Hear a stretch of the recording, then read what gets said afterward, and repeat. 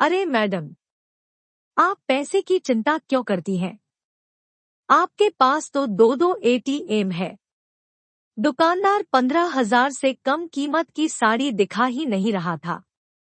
वो जान चुका था आज मोटा ग्राहक फंसा है। महिला के साथ उसके पति और कमाऊ बेटा आए हैं, जो उसे मनपसंद साड़ी दिलाना चाहते हैं। इधर रीत सोचती इतनी महंगी साड़ी एक उत्सव में पहनो फिर अलमारी में ही रहेगी तो क्यों ना थोड़ी सस्ती ही साड़ी खरीदी जाए। खैर, रीत ने पसंद ना आने का बहाना बना उस दिन साड़ी खरीदी ही नहीं। घर आने पर आशु ने रीत पर खींचते हुए कहा, क्या मम्मी अब तो आप अच्छी अच्छी महंगी साड़ियां पहना करें। अब तो आपका बेटा भी नौकरी करने लगा है।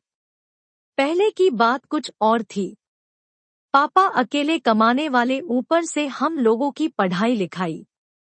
पुरानी बातें सोचते सोचते आशु कब अतीत की स्मृतियों में खो गया उसे पता ही नहीं चला। सब आंटियों के साथ मम्मी भी शॉपिंग करने जाती थी। कोई साड़ी पसंद आने पर बार बार छूकर देखती तो थी, पर कीमत पूछने पर महंगी होने के कारण धीरे से अलग सरका देती। फिर बोलती पसंद नहीं आया और सस्ती साड़ी ले आती, फिर बोलती मुझे तो यही पसंद है। आशु छोटा होने के कारण समझ नहीं पाता। वो सोचता शायद मम्मी की पसंद ही ऐसी है। घर लाकर पापा को दिखाती, पापा बोलते भी दूसरी वाली क्यों नहीं ली, ये तो कोई खास नहीं है। मम्मी का जवाब होता मुझे ऐसी ही चाहिए थी। मम्मी का हमेशा समझौतात्मक उत्तर होता और उन्हें कभी इसकी शिकायत भी नहीं रहती।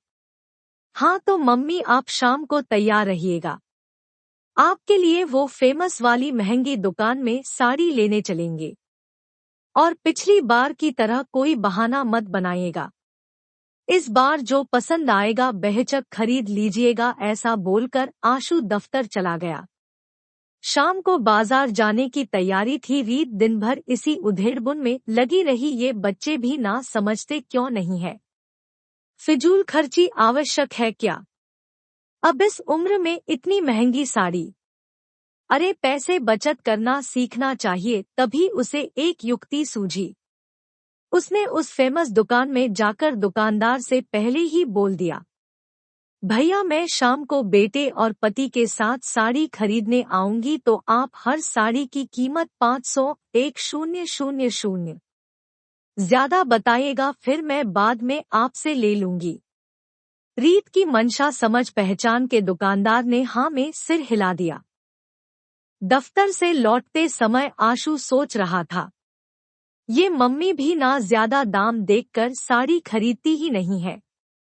उनके दिमाग से गरीबी, कंजूसी, समझौता टाइप का कीड़ा निकल नहीं पाया है। मैं एक काम करता हूँ, दुकानदार से पहले से ही कुछ बातें कर लेता हूँ।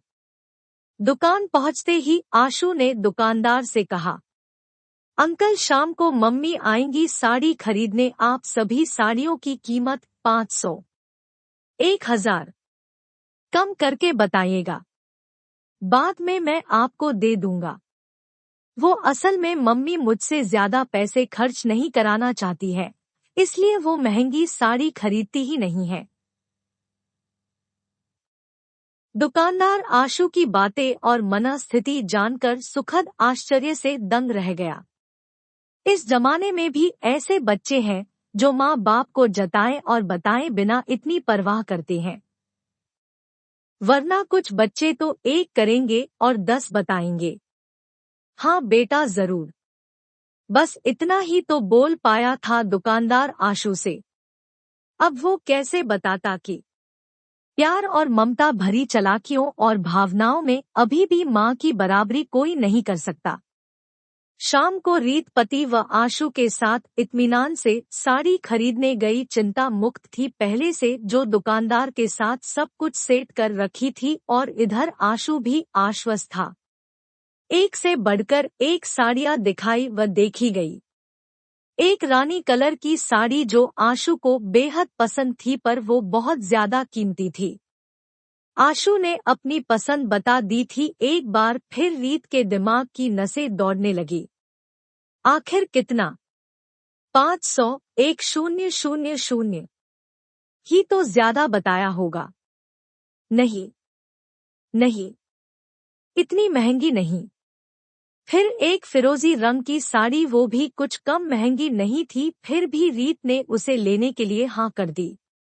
आशु जैसे ही पैसे देने के लिए पर्स निकाला, दुकानदार ने मना करते हुए कहा, नहीं बेटा, ये साड़ी बहुत कीमती है, इसका मोल कोई नहीं चुका सकता।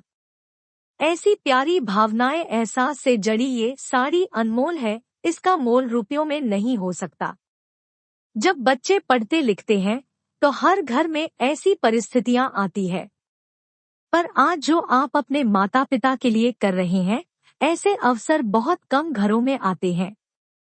पर अंकल, यह पैसे तो रखिए। मैंने बहुत साड़ियों का धंधा किया है, पर पहली बार किसी ग्राहक से मुनाफा कमाने का मन नहीं हो रहा है। ये साड़ी माँ बेटे के प्यार, त्याग का साक्ष्य है। इसकी कीमत लगाकर व कीमत लेकर इसका अपमान नहीं कर सकता। मेरी तरफ से माँ बेटे के प्यार, परवाह के रिश्ते को रोक, ये प्यारा उपहार है। इतना कहकर दुकानदार सोचने लगा, मैंने तो सिर्फ एक साड़ी ही दी है, पर आज इन्होंने तो मुझे जिंदगी में रिश्तों की यथार्थता, महत्व व निभाने की बहुत बड़ी कला सिखा दी। यदि आपको कहानी पसंद आई हो तो चैनल को सब्सक्राइब करें, लाइक करें, शेयर करें, कमेंट में अपने विचार लिखें।